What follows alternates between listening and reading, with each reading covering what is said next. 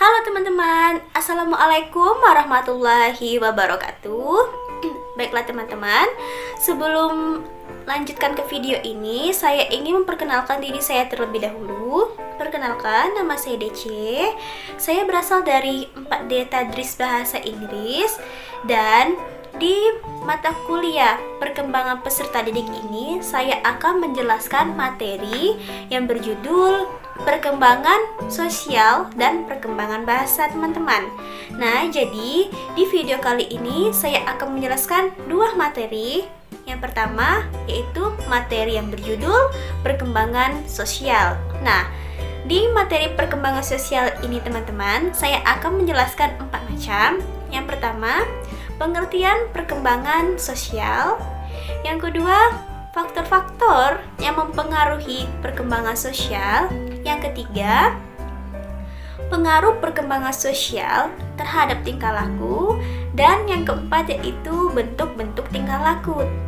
Nah, yang selanjutnya teman-teman, materi yang kedua yaitu materi yang berjudul perkembangan bahasa.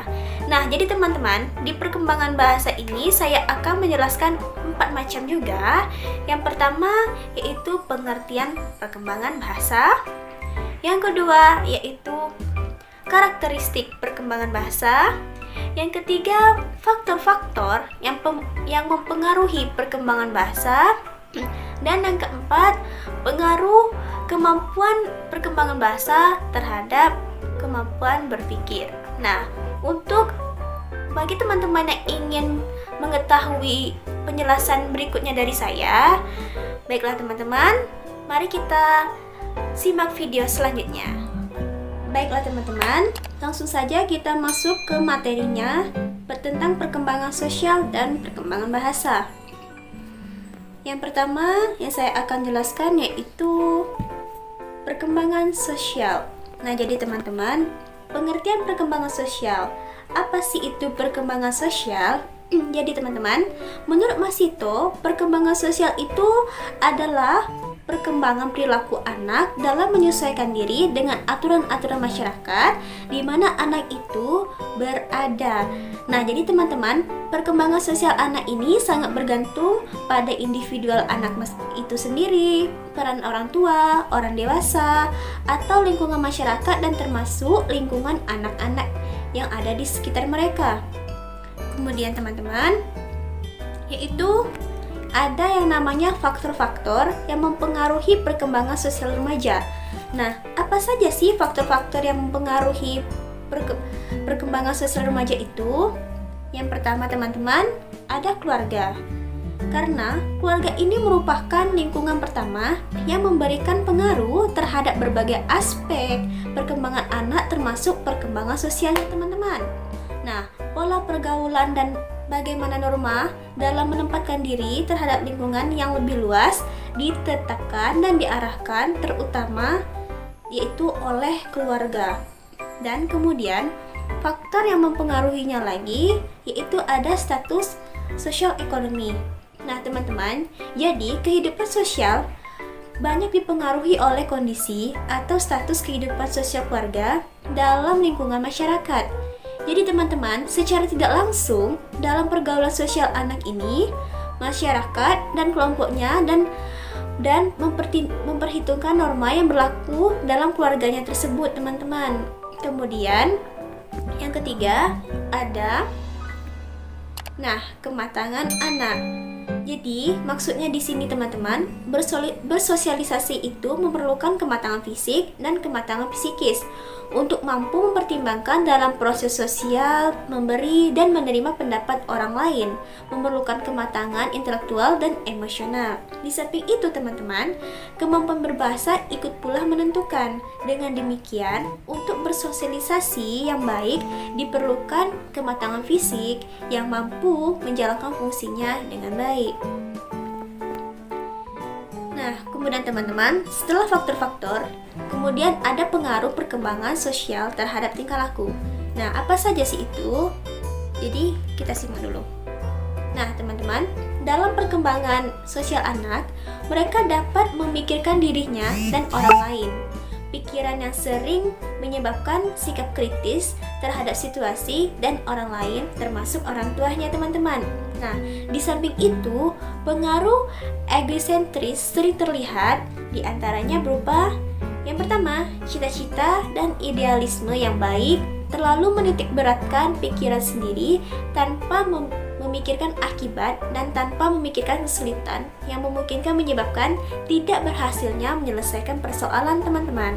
Nah, yang kedua, kemampuan berpikir sendiri belum disertai pendapat orang lain dan penilaiannya. Selanjutnya teman-teman, yaitu ada bentuk-bentuk tingkah laku sosial. Yang pertama ada pembangkang.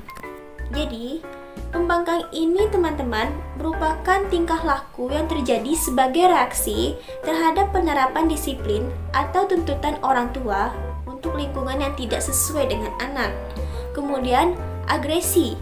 Jadi, maksudnya di sini teman-teman, agresi ini merupakan salah satu bentuk reaksi terhadap rasa frustasi atau rasa kecewa karena tidak terpenuhi kebutuhannya. Nah, hal ini biasanya yang sering terjadi berupa aksi mencubit, menggigit, menendang, dan lain-lain.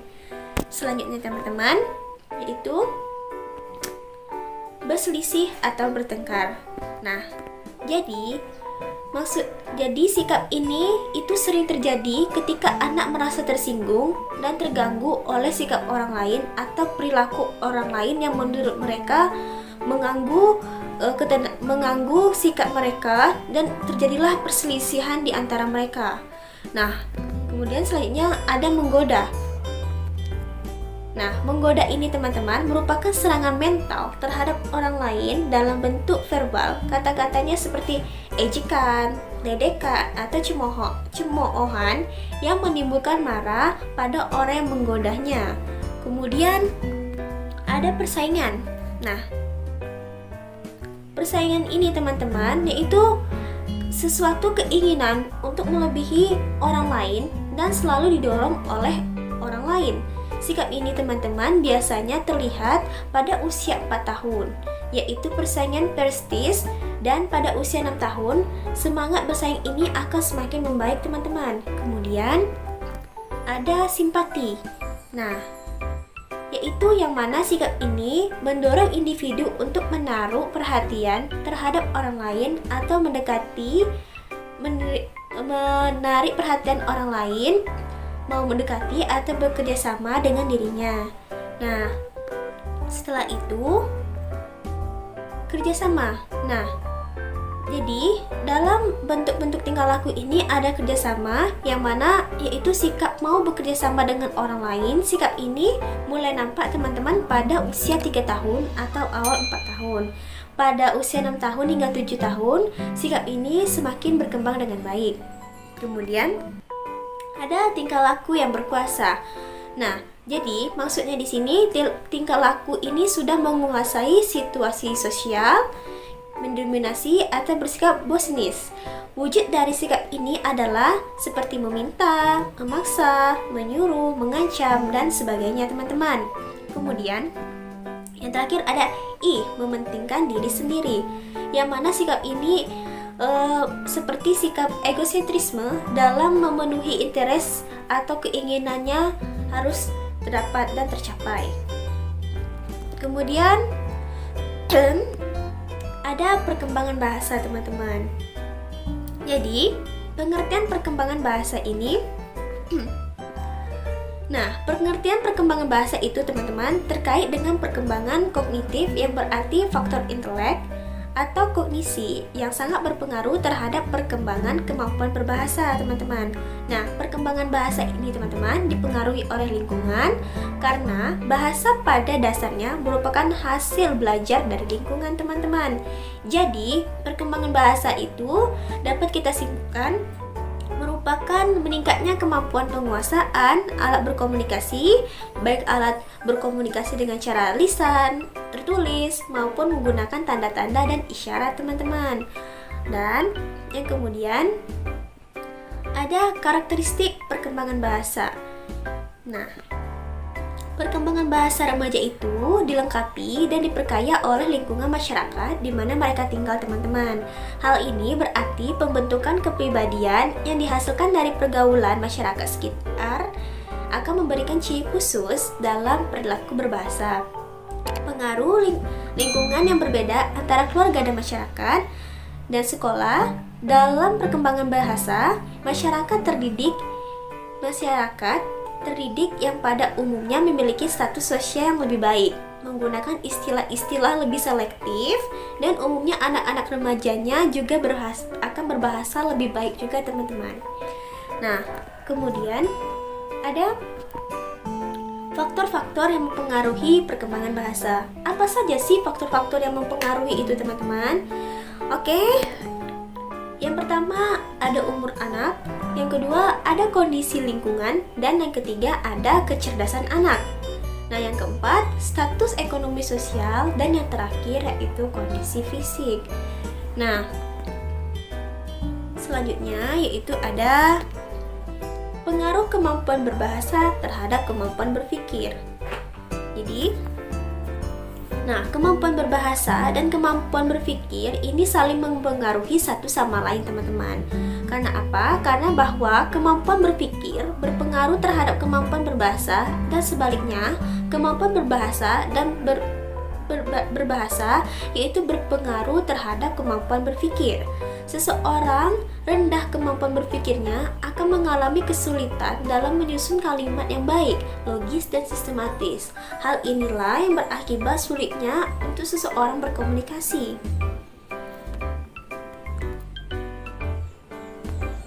Baiklah, teman-teman, itulah presentasi saya tadi yang berjudul Perkembangan Sosial dan Perkembangan Bahasa.